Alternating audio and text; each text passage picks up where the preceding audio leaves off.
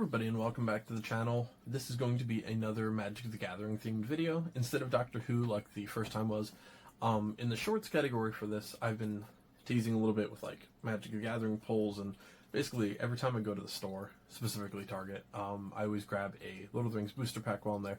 Not looking for anything in particular, because I do have a 25 card holding frame that I picked up from Michael's Arts and Crafts store. Normally these are like 50 bucks. They went on sale for 25, and I figured, you know what, might as well do this.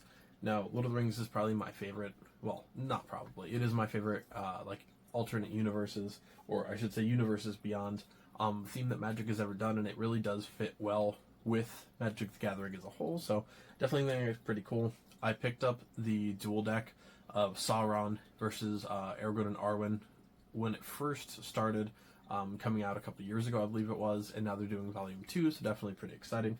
I want to do a bigger frame, similar to the unfinished one behind me for Doctor Who, that holds 36 cards. You can get them that holds hundreds. I'm at least going to do a 36 card frame. This is kind of the first iteration, and even then, I have 25 chosen beside of me. I've ordered some, but I've also gotten some pulls that I do like from card decks, or like I bought the 3 boosters here, and then a couple of the 15 packs as well. So there are some that I definitely got from there that I was looking for, but there's obviously a lot of alternative art ones. So this is going to be part 1. I'm going to be just filling this with 25 cards. Again, some that I want in there, some that'll stay, some that definitely won't be, but they're good placeholders nonetheless. But yeah, so it's going to be pretty cool, adding some Lord of the Rings to the channel, and some more Magic the Gathering. This is only the second for Magic, and then for Lord of the Rings, I believe all I've done is like Brickheads builds. But yeah, for Lego, so we'll see. Definitely like doing projects like this. It's a lot of fun, and plus, you know, getting that first round done always feels good. It is actually going to be framed on that side of the wall, right above the beach. In the background, I did just get my vinyl hung for the gaming universe and stuff like that, so definitely going to be pretty cool. I'm glad to update the room and glad to start another project. So without further ado, I will show them off the best I can. If you're interested, definitely check out the Doctor Who video. Part 2 of that series is going to be coming very, very soon. I did just get the majority of that. I'm still waiting on being either refunded or shipped my order that I previously did. It's been a few weeks now. I did just finally email the seller. I gave them the benefit of the doubt. I said, hey, is there an update or anything on this? But I did just get shipment number 2. So once that's full up, if there's any alternative arts that I want, I'll do a series or an update on that in the future. Like, here's an update to specific cards, something like that. But yeah, let's check out the 25 cards that'll be added to the Magic the Gathering Lord of the Rings frame. All right, and here's a better view of all of the cards that I'm actually putting in. The very first one, I actually got at random. The card art is very, very cool. I'm not sure if it's going to make it in the actual final frame. Again, it's very cool. The Ents are great characters, but like, I have a list. If I'm going to be limited to 36 cards, I'm going to have to be picky, but this is Fanghorn the Tree Shepherd. Very cool card. Plus that full art is just beautiful. Then we have the Council's Deliberation, which is just when the Fellowship was actually formed in the first movie. Not a rare card, or I believe a hard to find one in any means, but it is essential to, obviously, the entire storyline, and that is something I do want to include where I can. Then we do have Gandalf the Grey, the very first pack I ever got. Pulled him out. Not too bad. Then we do have Faramir, the Field Commander. Very cool character. I like Boromir. Boromir is by far one of my favorite characters. Obviously, it is his brother. I have not been lucky enough to pull him just yet. Then we have Eowyn, Lady of Rohan, who kills one of my favorite characters. Witch King, you will not be making it to the final 36. How dare you take out the Witch King? I know he's a villain. I don't care. Then we have Grond, the Gatebreaker. So from Minas Tirith, when the orcs break out the huge battering ram with fire in it, pulled by all the trolls and the Uruk-hai and stuff, this is the actual like card representation of that. If you've never seen the extended edition of like any of the Lord of the Rings, specifically the Return of the King, definitely check it out, because there's a much longer scene like introducing this, which is pretty cool. Then of course you have Samwise, the soft-hearted, stout-hearted. I'm sorry. Definitely a pretty cool card. Nice art on that. Actually, the one I picked up today had him in it, so that was a nice introduction to this. The Horn of Gondor, which of course is blown by Boromir. This is actually a card I was looking to get for the original. I was going to get like 17 or 18 cards, do half of it like I did Doctor Who, but I was lucky enough to will be willing to spend some money on random booster packs because, it is nice to just go on eBay, go to one of my, like, normal shops and just order a bunch of them, but it is still really exciting to open packs as well. I definitely do enjoy it. Breaking in the Fellowship, when Boromir is tempted by the ring for the final time in his days, unfortunately. Very sad scene. Then you have an Oliphant. This one's actually a foil one. I did order a few of these. I thought I was ordering one. Ordered 4, whatever. Pretty cool. Another one from the Battle of Minas Tirith from The Return of the King. Pretty much my favorite movie ever. Then you have Celeborn the Wise, one of the many elves in all of the Lord of the Rings franchise. Definitely a pretty cool figure right there.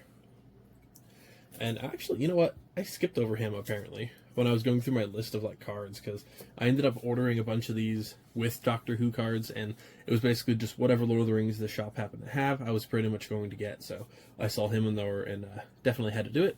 You Cannot Pass, of course, when Gandalf the Grey fights the Balrog in his final battle at that point before he turns into, of course, Gandalf the White. Then you have the Mouth of Sauron. Not really a thing in the movie franchise, but if you go into, like, the extended universe a little bit more, you can learn about the Mouth of Sauron.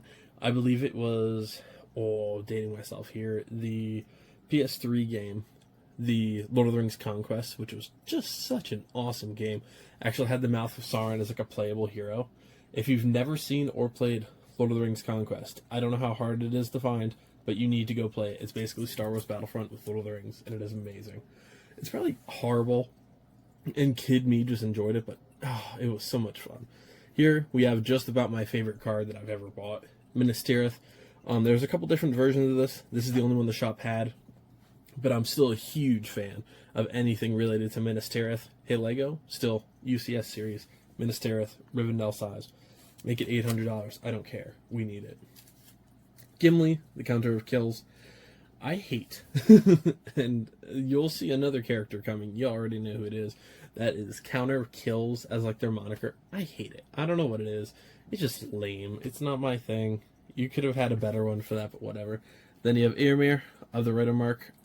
This is, of course, his scene with the Pelennor Fields at the very end of the franchise, but he's also obviously very big in the Battle of Helm's Deep and everything related to it. You're actually going to see a character in a little bit that I did some research on that is related to this guy here. Then you do have probably the coolest card art in this entire series that I currently have. That is the Voracious Fellbeast, of course, with the Nazgul's ride and what defends the Black Gate and the Siege of Minas Tirith and all of that stuff. Awesome card, full art. It is just, it's sick. I cannot wait to get the Witch King. Then you have Gothmog, the Morgul Lieutenant. Looks awesome in card form. And character-wise, I mean, so this is the main creepy-looking, like, moldy-like orc that you see in the Siege of Minas Tirith. At the end, the one that, like, spits on that rock. Yep, that's him. I didn't honestly know his name either. But yeah, they do him a lot better justice with a card like this. That is second, I think, in terms of, like, card art of the ones that I actually currently have. Then you have Elrond, the Lord of Rivendell. He has a few different forms. Most of the main characters do have, like, different titles, different art forms that you can get. The other one is, like, Lord of Healing, I think, or something related to healing. I like Lord of Rivendell a lot more, so I decided to go that route, at least for now. One of my absolute favorite characters in anything, King Theoden. He's, of course, the King of Rohan. Again, a few different ones. You can get him when he's in his old age, right before he breaks out of the spell. But for me, I'm going Prime, King Theoden, Battle of Hornburg and Minas Tirith. This one, I was lucky enough to pull a couple days ago. It's Aragorn, of course, favorite character in Lord of the Rings for most people. And company leader version, awesome card, great full art. You can see a little bit in the background that my placeholder here is the dual pack, which you can see once I remove this a little bit better. Then the Grey Heavens, some beautiful art for them actually sailing away from Rivendell to essentially like their version of the afterlife or heaven or something like that. It looks beautiful. The artwork is superb on this set. I absolutely love it. Then here is the other one, which is Legolas, the Counter of Kills. Yes, another goofy Counter of Kills name, but it is what it is.